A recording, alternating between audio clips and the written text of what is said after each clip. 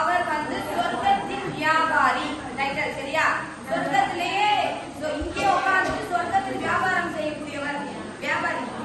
சரியா? என்ன அப்படின்னு பாத்தீங்கன்னா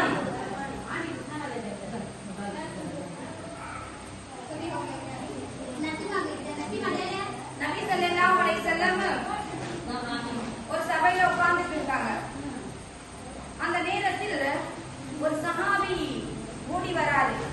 அந்த அல்லாஹ்வுடைய தூதரே என்ன சொல்றாங்க? அல்லாஹ்வுடைய தூதரே, என்னுடைய அண்டை வீட்டுக்காரங்க ஒரு முனாஃபிக். யாரு? முனாஃபிக். அண்டை வீட்டுக்கார் முனாஃபிக். அவனுடைய ஒரு பேரித்த மரம் வந்து என்னுடைய அந்த செவரில் சாய்ந்து கொண்டே இருக்கு. அந்த பேரித்த மரத்துல இருந்து ஒரு கொஞ்சம் பேரித்த பழம் கீழே விழுந்த உடனே என்னுடைய சின்ன சின்ன பிள்ளைங்க இருக்காங்க.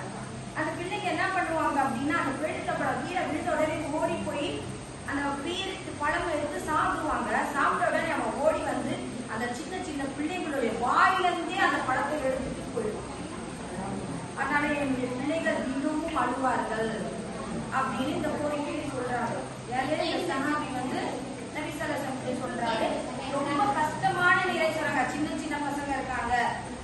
அந்த வாயில போட்டது கூட விட மாட்டான் அவன்.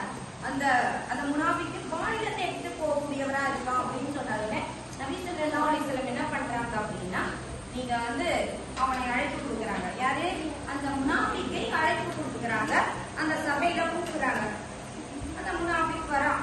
வந்த உடனே அல்லாஹ்வுடைய தூதர் என்ன சொல்றாங்கன்னா, நம்ம பிசினஸ் செஞ்சுக்கலாம், ஒரு ஒப்பந்தத்தை போட்டுக்கலாம். என்ன? நீ அந்த மரத்தை எனக்கு கொடுத்து விடு, அதுக்கு பதிலாக நான் உனக்கு சொர்க்கத்தில் ஒரு மரத்தை கொடுக்கிறேன். சரியா? என்ன ஒப்பந்தம்னா, சொர்க்கத்துல மரத்தை கொடுக்குறானா அப்படின்னு ரசூல் ஸல்லல்லாஹு அலைஹி வஸல்லம் அவங்கிட்ட சொன்ன உடனே அவன் என்ன சொல்றான்? அல்லாஹ்வுடைய தூதரே, இந்த பேரித்த மரத்துடைய பழம் தான் என்னுடைய பிள்ளைங்க விரும்பி சாப்பிடுறாங்க.